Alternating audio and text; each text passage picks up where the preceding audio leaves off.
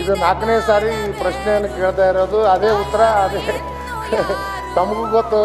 ನಮ್ಮ 30,000 ಜನಸಂಖ್ಯೆ ಇರುವಂಥ ಒಂದು ಮುದಗಲ್ ಪಟ್ಟಣ ಮುಂದೆ ತಾಲೂಕಾ ಘೋಷಣೆ ಮಾಡ್ರಿ ಅಂತ ನಾವೆಲ್ಲ ಒತ್ತಾಯ ಮಾಡ್ತಾ ಇದ್ವಿ.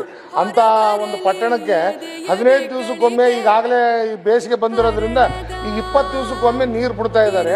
ಅವ್ರ ಮನುಷ್ಯರು ಹೌದಾ ಅಲ್ಲೋ ಅನ್ನೋದನ್ನು ಸರ್ಕಾರ ತೀರ್ಮಾನ ಮಾಡಬೇಕು. ಯಾಕಂದ್ರೆ 20 ದಿವಸ ಕುಡಿಯೋ ನೀರು ಬರದೇ ಇದ್ರೆ ಅವ್ರು ಹೆಂಗೆ ಜೀವನ ಕಟ್ಕೋಬೇಕು? ಅತಿ ಹಿಂದುಳಿದ ಅಲ್ಪಸಂಖ್ಯಾತರು ದಲಿತರು ಇರುವಂಥ ಒಂದು ಪಟ್ಟಣ ಅದು. ನಮ್ಮ ಸರ್ಕಾರ ಎಲ್ಲ ಹಿಂದುಳಿದವರಿಗೆ ದಲಿತರ ಪರವಾಗಿ ನಾವು ಮಾಡ್ತೀವಿ ಅಂತ ಹೇಳಿ ಘೋಷಣೆ ಮಾಡ್ತೀವಿ. ಇವತ್ತು ಕುಡಿಲಿಕ್ಕೆ 20 ದಿವಸಕ್ಕೊಮ್ಮೆ ನೀರು ಕೊಡ್ತೀರಿ ಅಂದ್ರೆ ನಮ್ಮ ಬದ್ಧತೆಯನ್ನ ಈ ಪ್ರಶ್ನೆ ಮಾಡ್ತಾ ಇದ್ದಾರೆ ಜನ. ಸರ್ಕಾರ ಏನ್ ಮಾಡ್ತಾ ಇದೆ? 4 ಸಾರಿ ಪ್ರಶ್ನೆ ಕೇಳಿದ್ವಿ, ನಮಗೂ ನಾಚಿಕೆ ಆಗ್ತಾ ಇದೆ. ಇದು ಕಡೆ ಸಾರಿ ಕೇಳ್ತಾ ಇರೋದು, ಮತ್ತೆ ಈ ಪ್ರಶ್ನೆಯನ್ನು ಕೇಳಲ್ಲ. ಮತ್ತೆ ಯುಜಿಡಿಗೆ ಆದರೆ ಮುದಗಲ್ ಪಟ್ಟಣಕ್ಕೆ ಅದರಲ್ಲಿ ಅನುದಾನ ಸಿಕ್ಕಿರಲಿಲ್ಲ ಸಭಾಧ್ಯಕ್ಷ.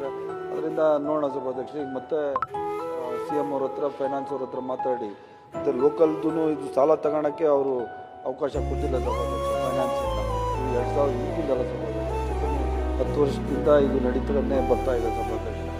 ಅದರಿಂದ ಮುಂದಿನ ದಿವಸಗಳಲ್ಲಿ ನೋಡಿ ಫೈನಾನ್ಸ್ಗೆ ಕೊಟ್ಟು ಅವರು ಅನುಮೋದನೆ ತಗೊಂಡು ಇದನ್ನ ಮುದಗಲ್ ಪಟ್ಟಣಕ್ಕೆ ಉಳಿದ ಜಾಗಕ್ಕೆ ಕುಡಿಯೋ ನೀರಿನ ವ್ಯವಸ್ಥೆ ಮಾಡಲಿಕ್ಕೆ ಪ್ರಾಮಾಣಿಕ ಪ್ರಯತ್ನ